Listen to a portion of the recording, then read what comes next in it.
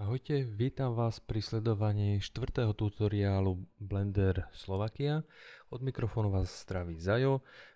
Dneska si doplníme ešte pár vecí ohľadom predchádzajúceho tutoriálu, kde sme hovorili o transformácii objektov. Doplníme si to o snapping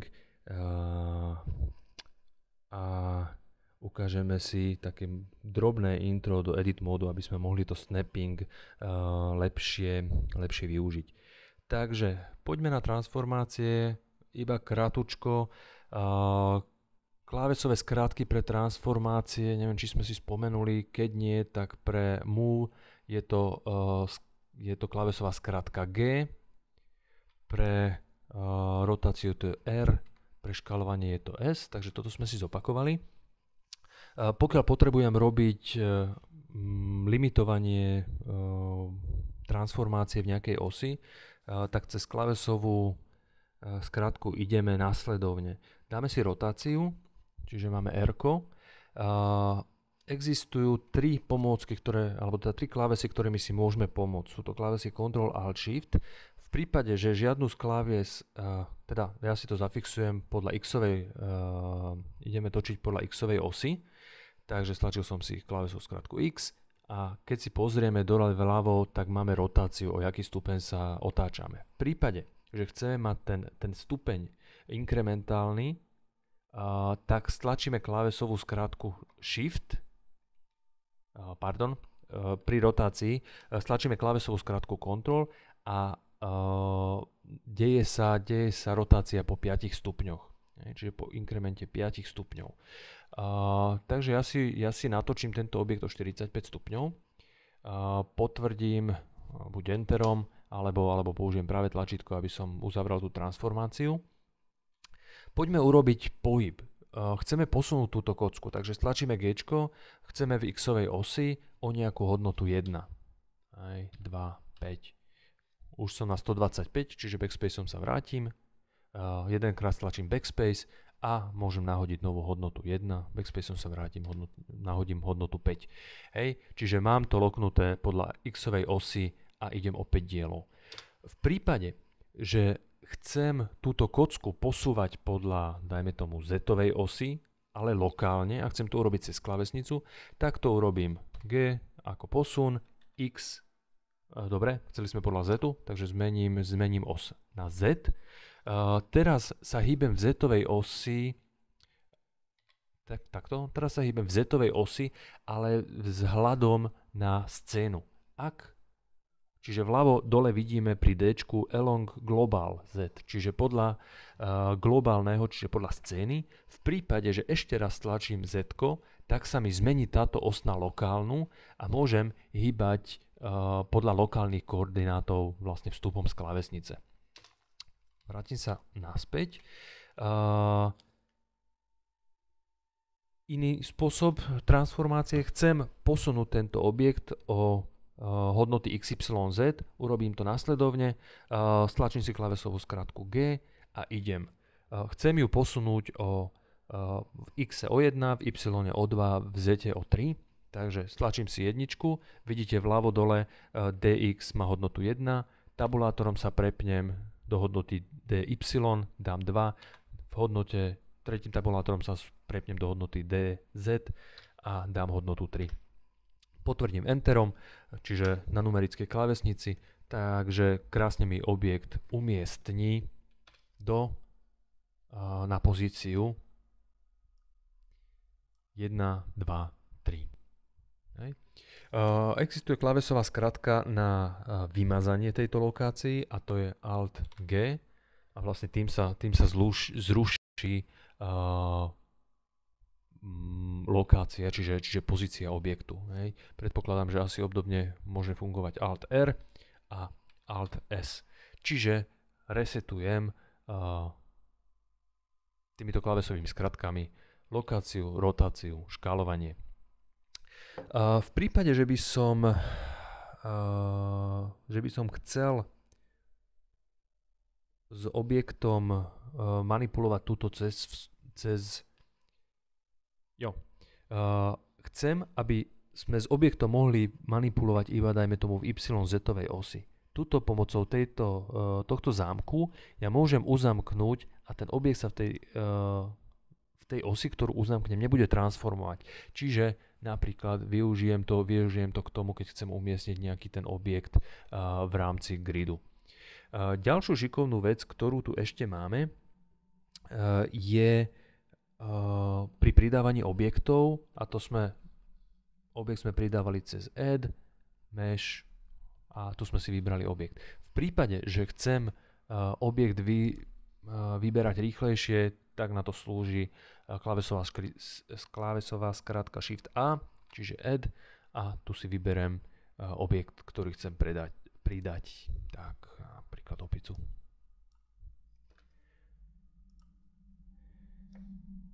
Poďme sa pozrieť na snapovanie, čiže uchopovanie objektu. Akým spôsobom môžem jeden objekt umiestniť k druhému objektu, ako môžem umiestniť niekde ťažisko toho objektu. Takže toto si odomknem, aby som sa dostal do pôvodných nastavení. OK, prvú vec, chcem zmeniť 3D kurzor, takisto môžem 3D kurzor podľa lokácií zmeniť tuto XYZ, čiže pravým tlačítkom mám nejakú pozíciu, chcem, aby v Z-ku, aby bol na konštrukčnej mriežke, Z-kovú dám nulovú a som na konštrukčnej mriežke, hej. Alebo si ich cez Shift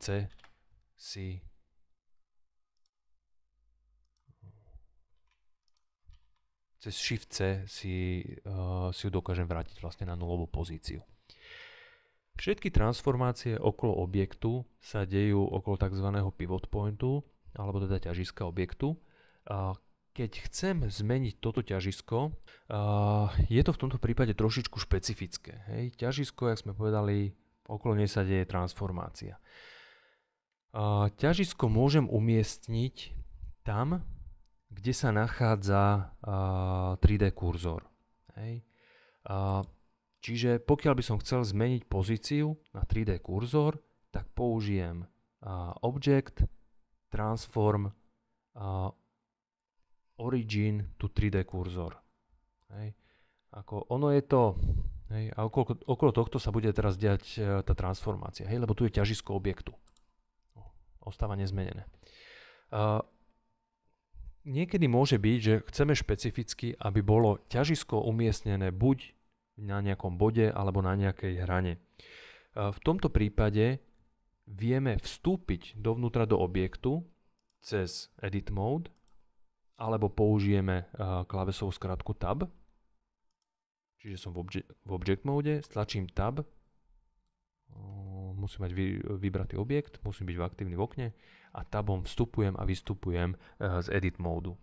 Z čoho sa skladá objekt? Objekt sa skladá z bodov,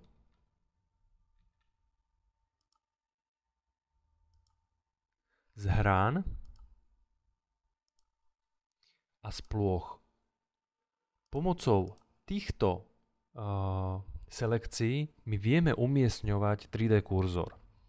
Čiže mám bod, ešte raz, označím si bod. Teraz zmením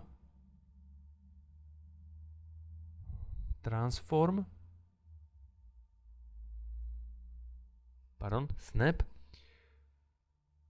kurzor to selected.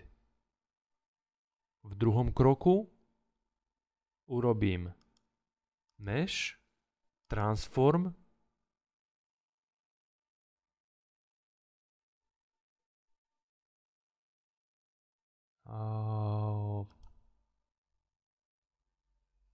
teraz to nejde, lebo som v edit mode, čiže musím vystúpiť z edit modu a idem object, transform a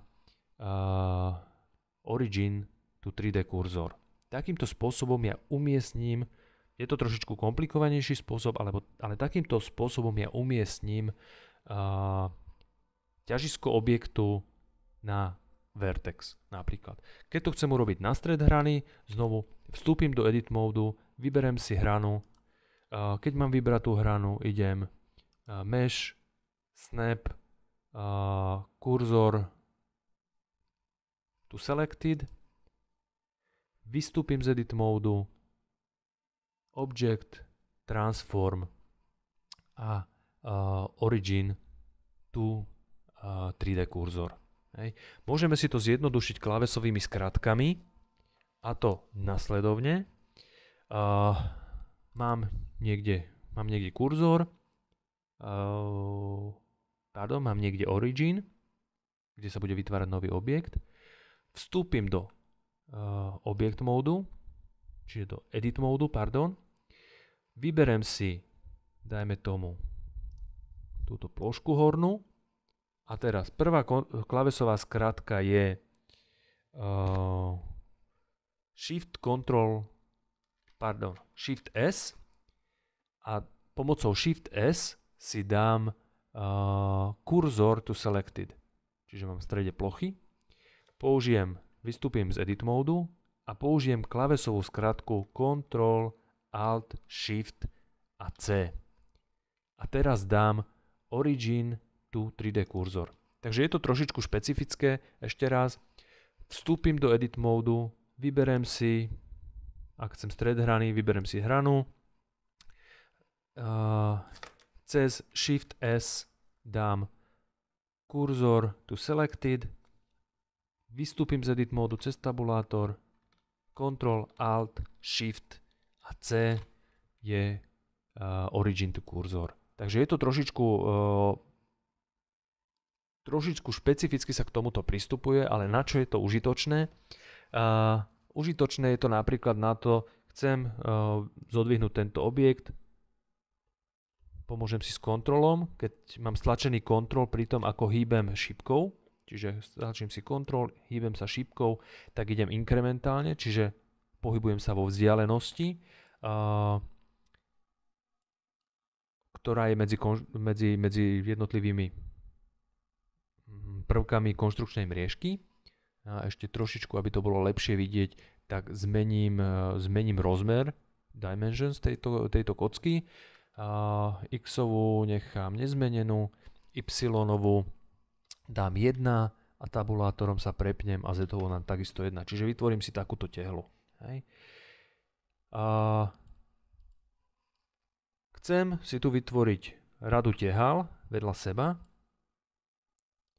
Takže zapnutým, umiestnil som si ťažisko tam, kde potrebujem. Teraz si môžem zapnúť snapping na vertex a idem pohnúť týmto objektom, teda urobím z neho duplikát, Shift D a so zapnutým snapom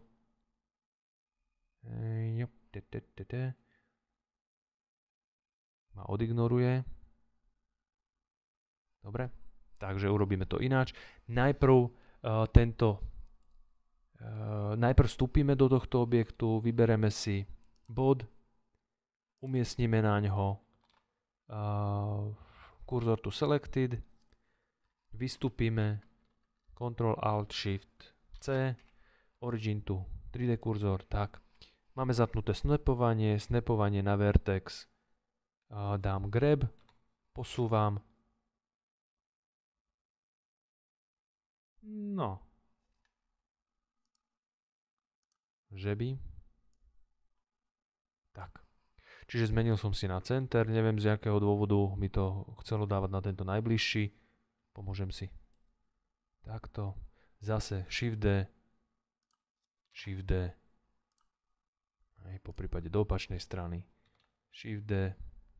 Tu nepôjde, čiže musel by som si zase prehodiť ten kurzor, posunúť ho, alebo to urobím jednoducho takto. Označím si objekty. So stlačeným kontrolom si posúvam.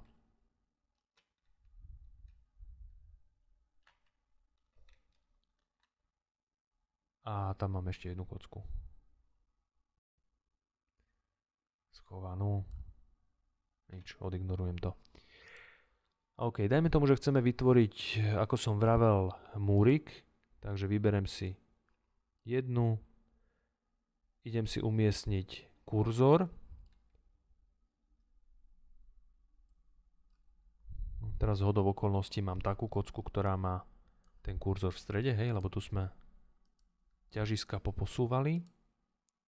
Tu máme kurzor v strede, chytím a umiestním tehlu na ten spoj. Shift D, robím kópiu tej tehličky, chytím, posuniem, Shift D, posuniem a mám vytvorenú tehlovú stenu. Keď chcem vidieť jednotlivé objekty, pomôžem si, urobím border select, čiže mám vybrané všetko geometrie a keď chcem vidieť wire, tu si ho zapnem. A keď deselektujem objekty, a čo mi to ide len po jednom, tak si dám tú námahu teraz a naklikám to. Takže vidím, že kde sú tie jednotlivé tehličky, kde sa nachádzajú a takýmto spôsobom môžem si pomôcť s uchopovaním. Ďalej, akým spôsobom môžeme uchopovať? Môžeme uchopovať teda podľa bodu, podľa hrany, čiže dajme tomu, že by som robil kópiu, viem sa pohybovať po hrane, čiže chceme, aby hrana s hranou sa lícovala. Viem sa po ploche, čiže ťažisko toho objektu sa mi bude hýbať po ploche a bude sa mi snapovať na plochu.